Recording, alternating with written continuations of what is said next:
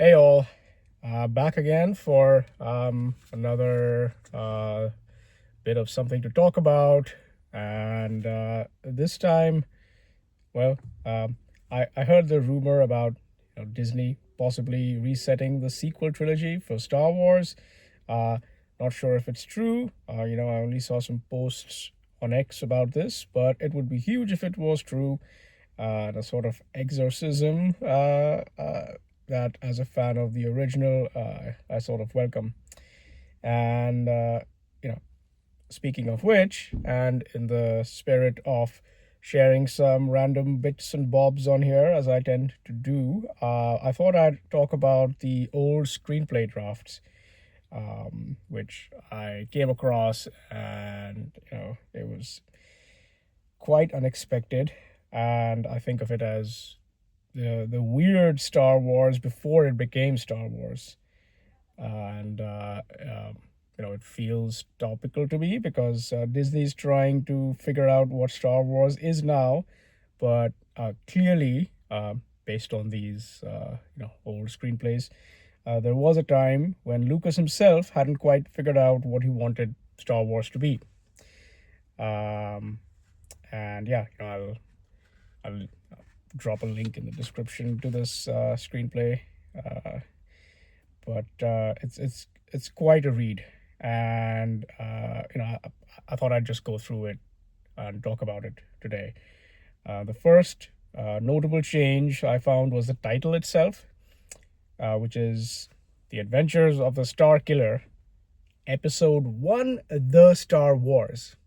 Uh, you know, Obviously this has changed. Today we think of it as Star Wars Episode 1, 2, 3, 4, 5, 6, 7, 8, 9, etc. There is a text crawl. Yes, that part is still there, but it's different in many ways. It mentions the Jedi, but there are these weird names used. It's the Jedi Bendu of Ashla, whatever that means, and they are hunted down by the Black Knights of the Sith. And the Force is referred to as the Force of Others.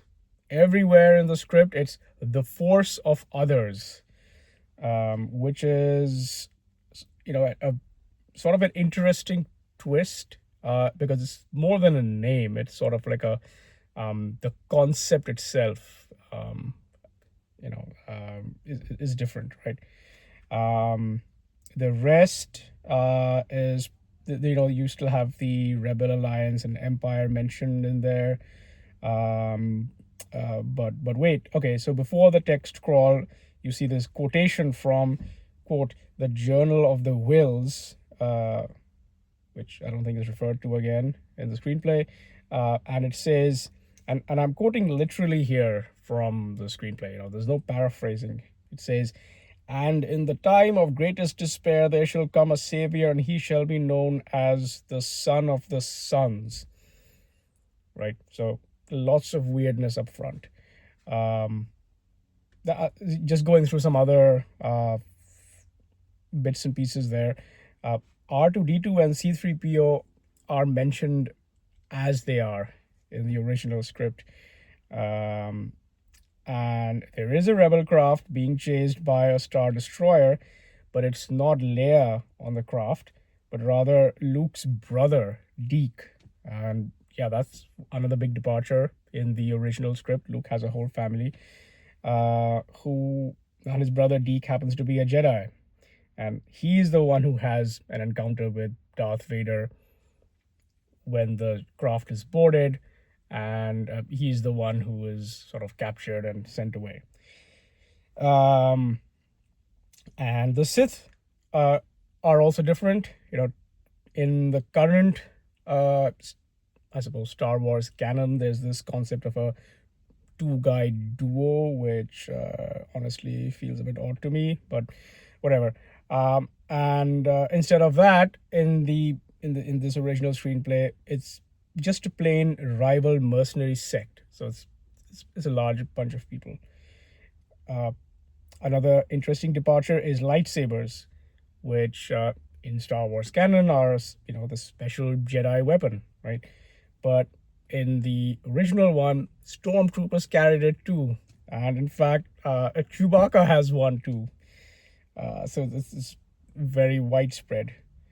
The Force, as I alluded to, has these actual names instead of just light and dark. There's the Jedi Bendu of Ashla. So Ashla, or however it's meant to be pronounced, is like the good, and there is Bogan, which is quote unquote bad, which the script refers to at various times as a para force, as though it's meant to mean something. Which, well, whatever. It's this is how it's in the script. And there is there's an origin story, and as I mentioned, Luke has like this whole family, and there's this scene in the screenplay where he's telling a bedtime story to younger siblings, which again, just quoting from the script, this is like the origin story, which we don't have any remnant of this in canon as far as I know. Though it's not like I've seen all the various spin-offs, etc. So maybe it's buried somewhere, but I found this weird and novel. And yeah, so quoting from the script, Luke says, "In another time, long before the Empire and before the Republic had been formed, a holy man called the Skywalker became aware of a powerful energy field which he believed influenced the destiny of all living creatures." And then someone interjects and says, "The force of others," and Luke confirms that, and he says, his aura and powers grew very strong. The Skywalker brought a new life to the people of his system and became one of the founders of the Republic Galactica. So, we later movies simply refer to the Republic. But, interesting note about this. Oh, by the way, also, yes, it's Luke, the Starkiller, and the Skywalker is like a separate concept. Whereas, of course, in the 1977 Star Wars movie, it's he's just Luke Skywalker. So they sort of collapse these two things. But there's this interesting distinction in the origin story, and so then there's another weird detail, because this bedtime story goes on for quite some time. He mentions the good and bad parts, and then quote, "The Skywalker entrusted the secret of the Force only to his 12 children." It seems oddly significant. I like to draw the parallels. Who then passed it on and became the Jedi Bendu of Ashla. And the bedtime story continues, and it happens to have a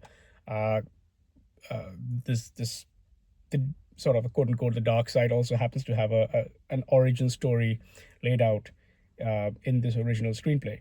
So continuing to quote from it, says, "A young Padawan Jedi, a boy named Dark Lighter, came to know the evil half of the Force and fell victim to the spell of the dreaded Bogan. And he taught the evil ways of the Bogan Force to a clan of Sith pirates." End quote. So this is what Padawan is mentioned here, which I guess no one used in the first three movies, but then brought back in the prequels. Dark Lighter is a weird name, but whatever. Supposedly a similar origin figure to the Skywalker.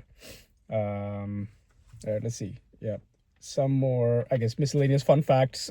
Yes, Jabba the Hutt in the original is just another crewmate on the ship they take out, who's sort of moaning and complaining about Chewbacca, and he hasn't I suppose attained his giant slug nature yet, which is something that was, I guess, added in the modified version of the movies later.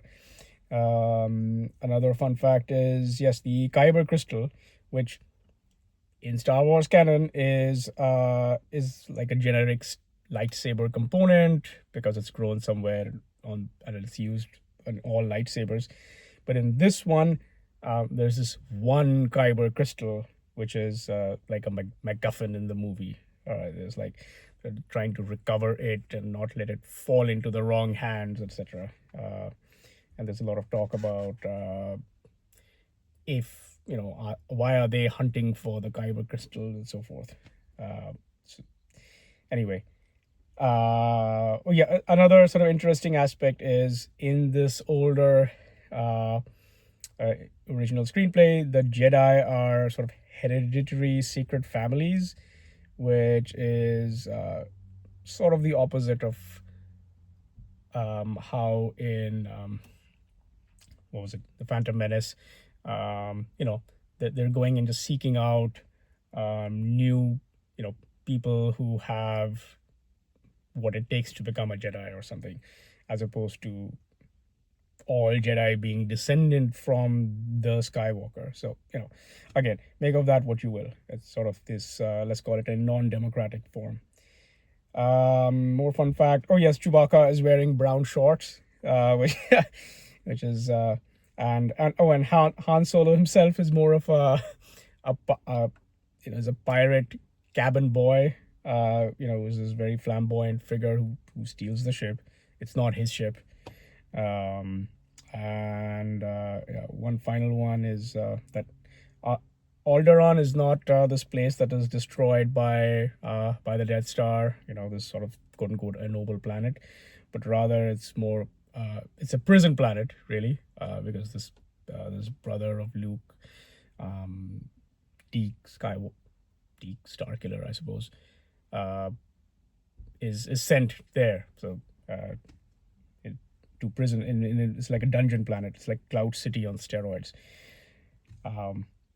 Yeah, so anyway, there's lots more. Read it on your own. It's a strange draft. I do think the 1977 movie is on the whole an improvement of this. I'm glad Chewbacca is not wearing brown shorts, but that's really not the point. The point is sort of the movie works, and it's because a bunch of stuff in the original screenplay is gone, but there are implicit ties to it. So you have this material underneath that is removed, but it is obviously in light of knowing this, reading, etc., it is obviously implying the stuff in that movie. And so it's hard to see these implicit links, and therefore doubly hard to see the consequence of removing these links. So a bit of a cautionary tale to ad hoc revising and changing things, because you might not be aware of how you're destroying the coherence. So anyway, looking forward, I guess we mentioned this possible reboot of a new trilogy or new Star Wars material. So it surely can't be worse than what we had so far, right? And I'll just stop here, and we'll see you all later when we have something else to talk about. All right, bye.